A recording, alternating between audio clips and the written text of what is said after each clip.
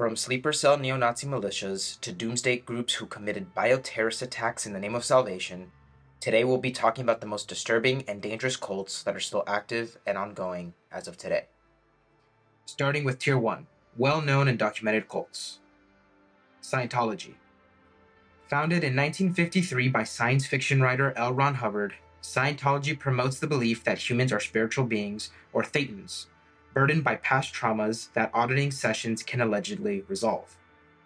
These sessions require the use of an e-meter, a device to measure emotional responses, and come at exorbitant costs, often bankrupting members. The church has faced numerous accusations of financial exploitation, forced labor, and psychological manipulation. A particularly troubling practice is the policy of disconnection, where members are forced to sever ties with family or friends who criticize the church. High-profile defectors like Leah Remini have exposed the aggressive harassment campaigns known as Fair Game, targeting critics. Scientology also uses its tax-exempt status to shield its extensive wealth while funding international expansion. The group operates a secretive compound where allegations of abuse, including imprisonment, have surfaced. Former members have reported psychological torment, including threats of being labeled as suppressive persons if they leave. Despite lawsuits and documentaries exposing its practices, the church continues to attract members, often leveraging its celebrity endorsers. Its global headquarters is in Clearwater, Florida, and it symbolizes its enduring power and ability to evade significant governmental oversight. NXIVM. NXIVM, founded in 1998 by Keith Raniere, initially appeared as a self-help organization offering personal development workshops. Beneath its polished exterior, NXIVM concealed a secret society called DOS, or DOS, where women were coerced into sexual slavery under the guise of empowerment. Raniere branded members with his initials and demanded collateral, such as explicit photographs, to ensure their compliance. Actress Allison Mack became a notorious recruiter for this scheme, luring women into the group. Survivors have described the psychological torment, forced starvation, and manipulation they endured. The cult's pyramid scheme drained members financially, further entrenching their dependence on Raniere. NXIVM's teaching structure also involved members recruiting others into expensive classes, creating a multi-level marketing-like system. Even after Raniere's conviction in 2020 for racketeering and sex trafficking, remnants of NXIVM remain. Devoted followers continue to uphold Raniere's teachings, and splinter groups operate discreetly. The group's lingering presence highlights how deeply charismatic leaders can influence vulnerable individuals even after their fall from power. The Church of God Restoration.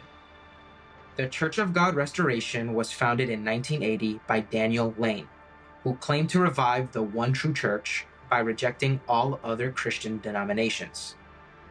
This strict fundamentalist group enforces rigid control over their members, including mandatory public confessions and financial tithing.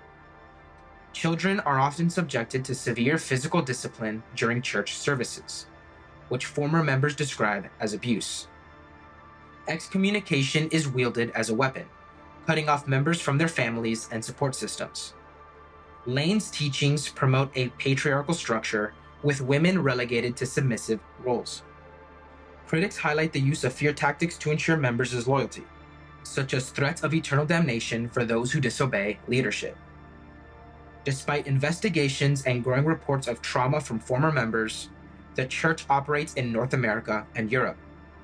Its social media presence helps attract new followers, often targeting vulnerable individuals seeking spiritual guidance.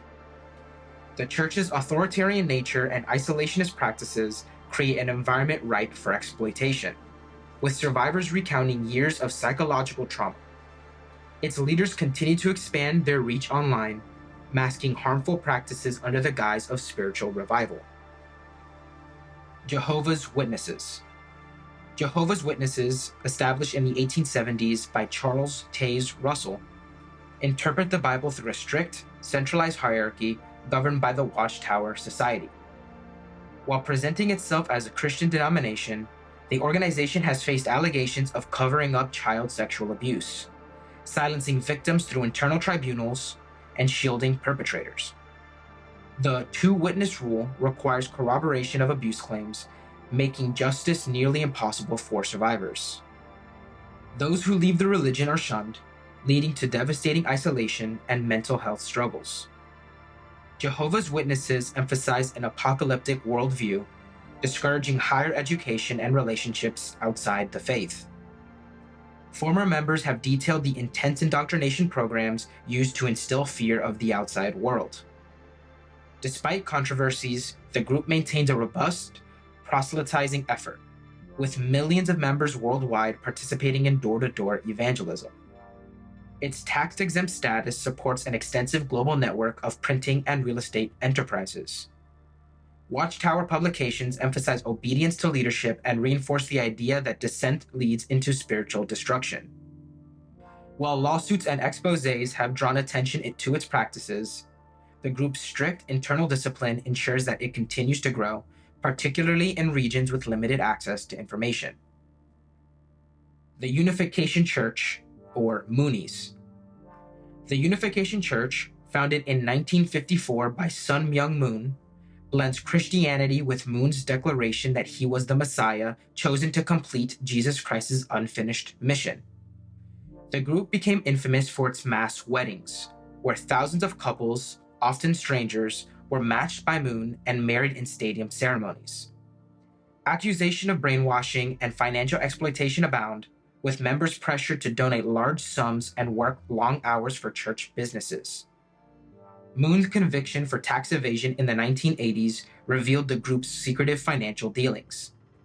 Critics highlight the church's influence over politics, particularly through connections with conservative figures in the United States and Japan.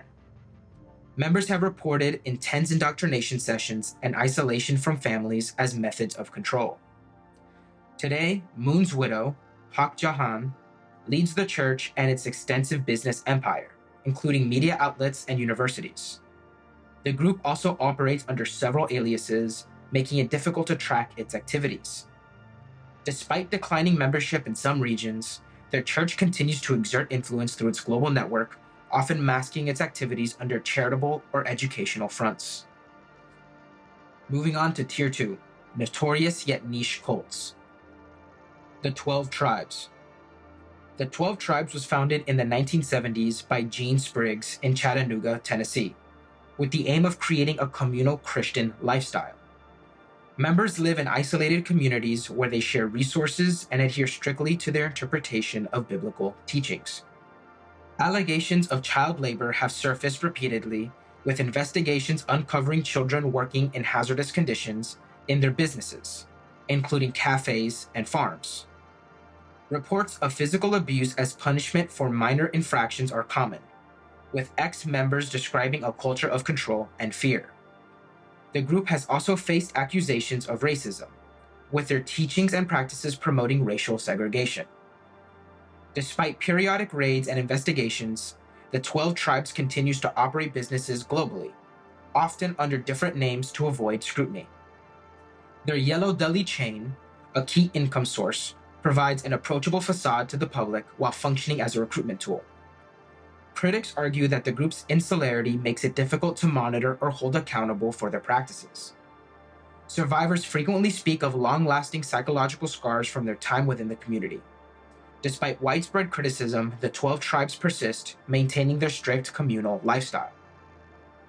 The Children of God, now known as the Family International. The Children of God was founded in 1968 by David Berg, who declared himself God's prophet and preached radical interpretations of Christianity. Known for flirty fishing, members were encouraged to use sex as a recruitment tool, a practice that led to widespread abuse. Allegations of child sexual abuse within the group are rampant, with survivors detailing the horrors they faced growing up in the cult. Berg's teachings normalized these abuses, creating a deeply harmful environment for children. Despite Berg's death and the group's rebranding as the Family International, the cult still operates, now focusing on online outreach. Members continue to spread Berg's controversial teachings, though they claim to have distanced themselves from their more extreme practices. Survivors argue that the underlying ideology remains toxic and continues to harm those involved. Former members like actress Rose McGowan have spoken publicly about the lifelong impact of the group's abuse. The Family International maintains a smaller but loyal following, promoting its mission through a veneer of charitable and religious work. Its online presence ensures that the group's doctrines persist, targeting vulnerable individuals seeking spiritual answers. The Fundamentalist Church of Jesus Christ of Latter-day Saints, or FLDS. The FLDS, a polygamous offshoot of Mormonism, was founded in the earliest 20th century and has been led by Warren Jeffs since the 1990s. Jeffs, now serving a life sentence for sexually assaulting underage girls, retains control over the group from prison. The FLDS community is highly insular, with members living in remote compounds in Utah, Texas, and Canada. Allegations of child marriages, forced labor, and financial exploitation have plagued the group for decades. Women and children are particularly vulnerable, with young girls often coerced into marrying older men under Jeff's directives. Members are taught to fear outsiders, and dissent is met with excommunication and expulsion from their communities. Despite Jeff's imprisonment, the FLDS remains active, with his followers continuing to view him as their prophet. Authorities face challenges in dismantling the group due to its isolation and members' indoctrination. Survivors have shared harrowing accounts of their escape, shedding light on the abuse within. The FLDS's resilience showcases the enduring power of control in tightly knit cults. The Remnant Fellowship Church. The Remnant Fellowship Church was founded in 1999 by Gwen Shambalin Lara, a diet guru who connected spiritually with weight loss. The church promotes the idea that overeating is sinful and that adherence to Shambalin's strict dietary teachings is the path to salvation. Critics have accused the church of fostering a culture of body shaming and psychological abuse, especially targeting women. Former members recount being ostracized and humiliated for failing to adhere to the group's standards. Shambalin's teachings emphasize obedience to church leaders, equating dissent with rebellion against God. Even after Shambalin's death in a 2021 plane crash, her teachings remain central to the church's doctrine. Leadership has since passed to her close associates, who continue to uphold her legacy. The church maintains an online presence, using social media to recruit new members and spread its teachings. Survivors describe long-term mental health struggles from their time within the church. Despite growing scrutiny, the Remnant Fellowship Church continues to operate, attracting followers through its promises of spiritual and physical transformation. The Church of Almighty God, or Eastern Lightning. The Church of Almighty God, also known as Eastern Lightning, was founded in 1991 in China by Zhao Weishan, who claims his wife is the second coming of Christ. The group preaches apocalyptic messages and demands absolute loyalty from its members. Allegations of kidnapping and violence have surrounded the cult, with one high-profile case involving the brutal murder of a woman in a McDonald's for refusing to join. Members report intense indoctrination, including forced isolation and brainwashing techniques. The Chinese government has labeled the group a dangerous cult, leading to crackdowns and arrests. Despite this, the Church of Almighty God has expanded internationally, leveraging online platforms to recruit new followers.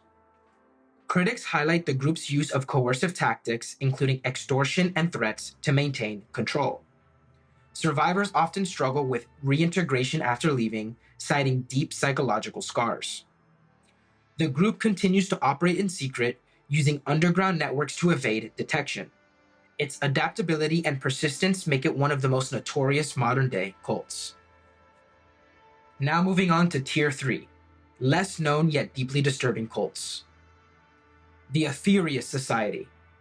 The Aetherius Society was founded in 1955 by George King, a British taxi driver who claims he had been contacted by extraterrestrial beings. King asserted that advanced alien civilizations were guiding humanity's spiritual evolution and had chosen him as their emissary. The group emphasizes spiritual missions, which involve rituals designed to channel cosmic energy to protect Earth from disasters. Allegations of financial exploitation have surfaced as members are encouraged to make significant donations to support these missions. Critics also highlight the society's practice of isolating members from skeptics, including family and friends, through subtle psychological manipulation.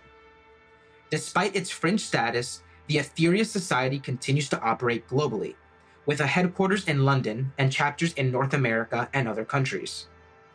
Public events and publications aim to recruit new members, often portraying the group as a harmless New Age movement. Behind this facade, however, former members report an environment of control and indoctrination.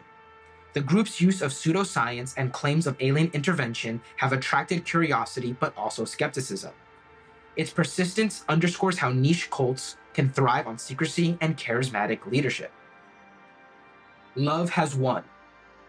Love Has Won was founded by Amy Carlson, also known as Mother God, who claimed to be a divine being leading humanity to enlightenment. Carlson combined New Age beliefs with apocalyptic prophecies, creating a theology centered on her divinity. Members were subjected to extreme dietary restrictions, sleep deprivation, and emotional abuse as part of their spiritual purification. Carlson demanded total obedience, and critics accuse her of exploiting members financially and emotionally. After her mummified body was found in 2021 adorned in glitter and surrounded by a shrine, the group temporarily disbanded. Splinter factions, however, continue to operate under different names, spreading Carlson's teachings online. Former members describe a cult-like atmosphere where dissent was met with public humiliation and isolation. The group's ability to recruit through social media underscores the dangers of modern-day digital cults. Despite its founder's death, Love Has Won's ideology persists among its fragmented but loyal followers. The cult's legacy highlights how charismatic figures can manipulate vulnerable individuals into surrendering their autonomy. The Fellowship of Friends. The Fellowship of Friends was founded in 1970 by Robert Earl Burton in California, promoting spiritual enlightenment through art, music, and esoteric teachings. The group has been accused of elitism, financial exploitation, and systematic sexual abuse, particularly of young male members. Burton's control over the group is described as absolute, with strict hierarchies isolating followers from the outside world. Members are required to donate large sums of money to support the group's lavish lifestyle, including its vineyard and art collection. Allegations of manipulation include Burton using his position to coerce male followers into sexual relationships. Despite numerous lawsuits and negative media attention, the Fellowship remains active, operating a large compound in Oregon House, California. The group attracts recruits through workshops and cultural events that mask its more sinister practices. Former members report long-lasting psychological trauma from their time in the Fellowship. Critics argue that Burton's charisma and the group's aesthetic appeal have helped maintain its veneer of legitimacy. The movement for the restoration of the Ten Commandments of God. Founded in Uganda during the 1980s by Credonia Murende and Joseph Kibwetere, this cult claimed to restore adherence to the Ten Commandments in preparation for the apocalypse. Members were required to confess sins daily, abstain from sex, and donate their possessions to the group. The leaders predicted the world would end in 2000, but when their prophecy failed, they orchestrated a mass murder-suicide, killing over 700 followers. Survivors revealed that dissenters were silenced through intimidation and violence. The group has also exploited vulnerable individuals by promising salvation in exchange for their total obedience and financial contributions. Authorities continue to investigate splinter factions that have reportedly carried on the group's teachings in rural areas. The cult's secretive nature and remote locations make tracking its activities challenging. Survivors describe an environment of fear and coercion, with leaders using religious rhetoric to justify their actions. This tragedy underscores how apocalyptic cults manipulate faith to control and harm their members. Despite its infamy, the movement's ideology persists in small, scattered groups. Carbon Nation. Carbon Nation, led by Eligio Bishop, also known as Nature Boy, promotes a return to nature and living in harmony with the earth. Bishop's teachings mix New Age spirituality with extreme lifestyle demands, including abandoning modern society. Former members report psychological abuse, financial exploitation, and coerced sexual relationships within the group. Bishop exerts authoritarian control, often humiliating followers publicly for perceived disobedience. The group operates largely through social media, where they recruit vulnerable individuals with promises of enlightenment. Legal troubles have plagued Bishop, including multiple arrests for assault and kidnapping. Despite these issues, Carbon Nation continues to attract followers, primarily through online platforms. Critics argue that the group's isolationist lifestyle makes members dependent on the bishop's leadership. Former members describe a cult-like atmosphere where questioning the leader was met with ostracism. Moving on to Tier 4, Obscure and Ominous Cults. The Nuwaubian Nation. The Nuwaubian Nation, founded in the late 20th century by Dwight York, began as a black supremacist movement blending Islam, Egyptian mysticism, and UFO theories. York declared himself a prophet and promoted outlandish claims, such as black people being descendants of extraterrestrials. The group established a compound in Georgia called Tama Re, complete with pyramids and statues representing their beliefs. Allegations of financial exploitation and child abuse plagued the group, culminating in York's 2004 conviction for racketeering, sex trafficking, and molestation. York is now serving a 135-year prison sentence, but the group continues to maintain loyal followers who propagate his teachings. Former members describe a highly manipulative environment where dissent was silenced through fear and punishment. The Nuwaubian Nation's doctrines remain accessible online, allowing splinter groups to recruit and indoctrinate new members. Authorities have dismantled Tama Re, but its legacy lives on through scattered adherents worldwide. The Order of the Solar Temple. The Order of the Solar Temple, founded in 1984 by Luc Jouret and Joseph de Membro, sought to revive medieval Knights Templar ideals combined with apocalyptic beliefs. The group gained infamy for orchestrating a series of murder-suicides in the 1990s that claimed the lives over 70 members in Switzerland, Canada, and France. Jouret and de Membro manipulated members into believing their deaths were necessary for spiritual transcendence to a higher plane. Financial exploitation was rampant, with leaders demanding substantial contributions from followers to fund their luxurious lifestyles. Survivors and defectors report being coerced into secrecy under threats of divine punishment.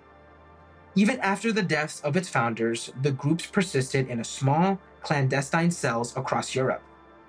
Critics highlight the cult's ability to recruit wealthy and educated individuals, showcasing the power of psychological manipulation. Authorities struggle to track its remnants as the group's decentralized nature allows it to evade detection. The Order remains a chilling example of how cults weaponize faith to justify mass tragedies. Its teachings, though diminished, continue to attract niche followers. The Rajneesh Movement, or Osho.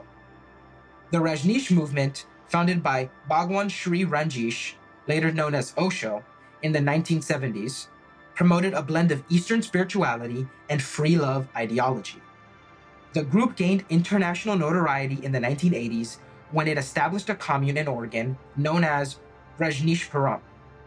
Rajneesh's followers, known as Sanasians, were accused of bioterrorism after poisoning the salad bars of local restaurants with salmonella to influence a local election.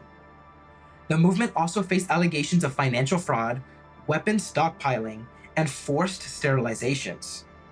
Rajneesh himself was deported from the United States in 1985 after pleading guilty to immigration fraud. Despite his death in 1990, the movement continues to thrive under the rebranded Osho International Foundation. The group operates luxurious ashrams and meditation retreats worldwide, attracting spiritual seekers.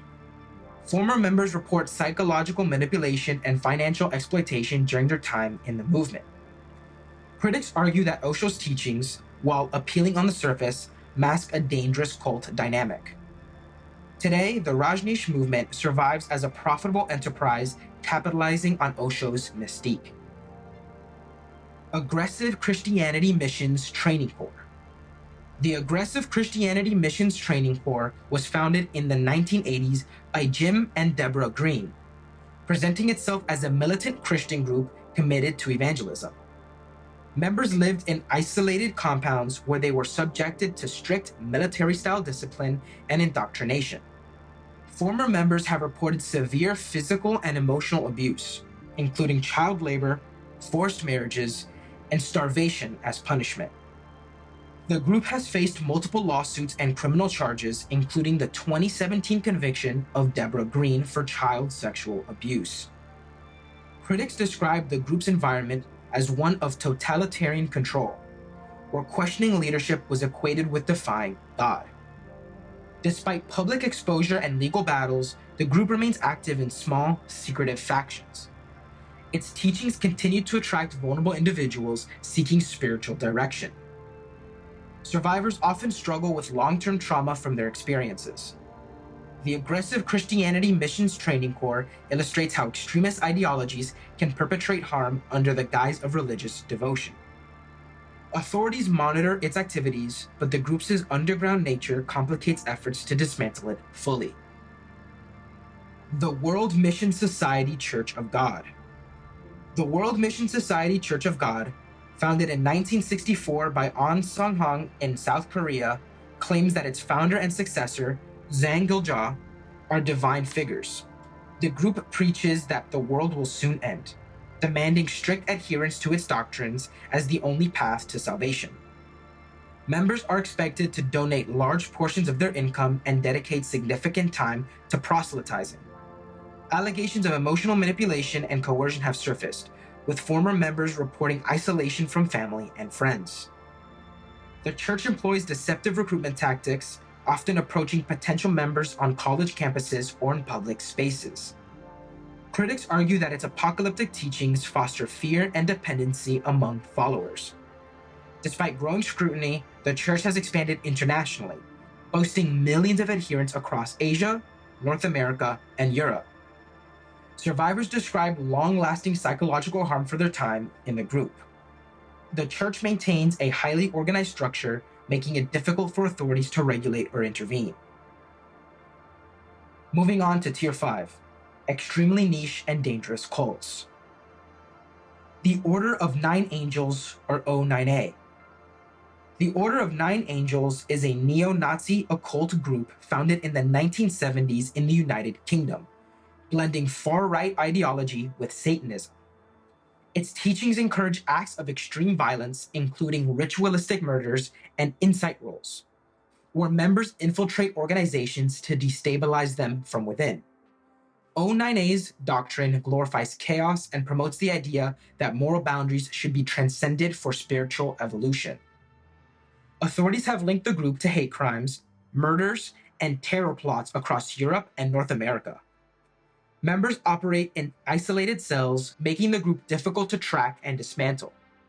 Critics highlight its influence on extremist online communities, where its propaganda is widely disseminated. Despite public condemnation, O9A persists as a decentralized network that attracts disaffected youth and individuals seeking radical empowerment. Survivors describe the group's environment as one of indoctrination and desensitization to violence. Its writings and influence continue to serve as a blueprint for far-right extremists worldwide. Shinjan Cheonji Church of Jesus. Shinjan Cheonji, founded by Lee Man-hee in 1984 in South Korea, claims its leader is the second coming of Christ and that his followers are the 144,000 prophesied in the book of Revelation. The group gained international notoriety during the COVID-19 pandemic for its role in a super spreader event, with members refusing to follow public health protocols. Shinjan Cheonji has been accused of deceptive recruitment tactics, including infiltrating mainstream churches to recruit members covertly. Former members describe being subjected to psychological manipulation and isolation from family and friends. The group enforces strict control over its followers, demanding unwavering loyalty and significant financial contributions. Despite widespread criticism, Shinjan Cheonji remains active with a growing presence in Asia, the Americas, and Europe. Survivors often report long-lasting mental and emotional harm from their time in the church. Its highly organized structure and secretive practices make it difficult for authorities to regulate its activities. Shingen Chionji's continued expansion highlights the dangers of charismatic leaders exploiting religious devotion for power and wealth.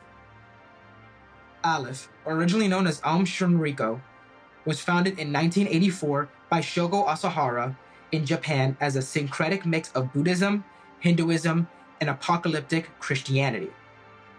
Asahara claimed to be a divine figure destined to save the world through extreme measures, which culminated in the 1995 Tokyo subway sarin gas attack that killed 13 people and injured thousands. Even after Asahara's arrest and execution, the group rebranded as Aleph and continues to operate, albeit with a smaller following. Aleph has been linked to financial exploitation, forced labor, and the continued spread of Asahara's teachings. Japanese authorities monitor the group closely, but its decentralized structure allows splinter factions to persist. Critics argue that Aleph's public disavowal of violence is superficial, as members will still venerate Asahara and his apocalyptic ideology. Survivors of the Tokyo attack have spoken out about the group's lasting psychological and physical toll on victims. Despite these atrocities, Aleph continues to recruit through low-profile activities and targeted outreach. Its survival illustrates the resilience of extremist ideologies even after public exposure. Aleph remains a haunting reminder of the dangers posed by charismatic leaders who exploit faith for destructive ends. The Base. The Base, founded in 2018, is a white supremacist accelerationist group that advocates for violent overthrow of societal structures to establish a racially pure state. Its name, derived from English translation of Al-Qaeda, reflects its focus on terrorism and guerrilla warfare. Members have been linked to hate crimes, attempted bombings, and plans for mass shootings. The group recruits online, often targeting disaffected young men, and conducts paramilitary training camps in remote locations. Despite FBI crackdowns and arrests of key leaders, the base persists through its decentralized structure and encrypted communication networks. Critics warn of its influence on other extremist groups, as it serves as a blueprint for violent accelerationist movements. Survivors of targeted attacks by the base describe the profound fear and devastation left in the group's wake. Its extremist rhetoric and covert operations make it one of the most dangerous, active cult-like groups today.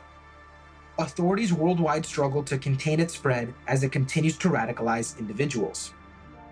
The base's activities highlight the growing role of digital spaces in enabling extremist ideologies. One Mind Ministries. One Mind Ministries was founded in Baltimore in the early 2000s by Queen Antoinette, who claimed to be a prophet with divine authority over her followers. The group became infamous for the 2007 starvation death of a 16-month-old boy, Javon Thompson, whose members believed was possessed by an evil spirit. Followers were forced to obey Queen Antoinette's every command, often giving up their possessions and cutting ties with family. Survivors describe an environment of extreme isolation, psychological abuse, and religious indoctrination. Antoinette used fear and manipulation to maintain control, convincing followers that disobedience would result in damnation. Although Antoinette and other leaders were convicted and sentenced to prison, splinter groups continued to spread the cult's teachings. Critics argue that the group's rhetoric fosters dependency and stifles critical thinking. Despite its small size, One Mind Ministries exemplifies the harm that can result from unchecked religious fanaticism. Former members report struggling to rebuild their lives after years of control and abuse. Its ongoing underground presence highlights the enduring impact of manipulative leadership and toxic religious dogma.